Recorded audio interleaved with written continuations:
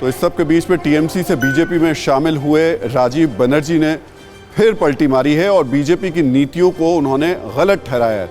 राजीव बनर्जी ने बीजेपी पर टीएमसी की आलोचना का आरोप लगाया। राजीव बनर्जी ने कहा कि जीती हुई सरकार की आलोचना सही नहीं है, बंगाल की जनता इसे स्वीकार नहीं करेगी।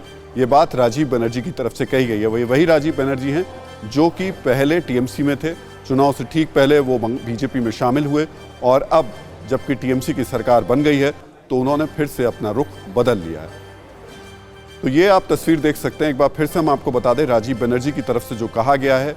राजीव बनर्जी ने कहा है कि बीजेपी की नीतियों को वो गलत ठहरा रहे हैं। उन्होंने कहा कि बीजेपी पर टीएमसी की आलोचना का आरोप उन्होंने लगाया। राजीव बनर्जी ने कहा कि जीती हुई सरकार की आलोचना सही नहीं है, बंगाल की जनता इसे स्वीकार नहीं करेगी।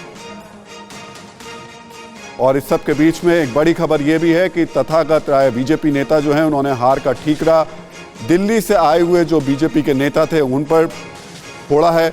इसके साथ साथ उन्होंने कहा है कि दिलीप घोष को बंगाल चुनाव के नतीजों की जिम्मेदारी लेनी चाहिए। तो देखिए किस तरीके से बीजेपी में बंगाल में घमासान देखने को मिल रहा है।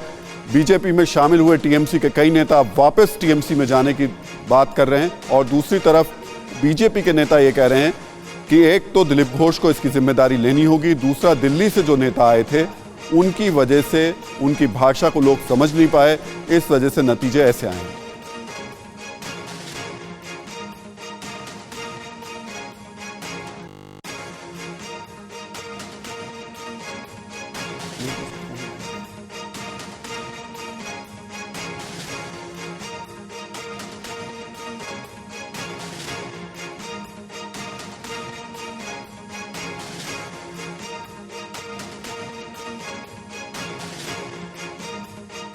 परवाह देश की, सोमवार से शुक्रवार रात 10 बजे TV9 भारतवर्ष पर।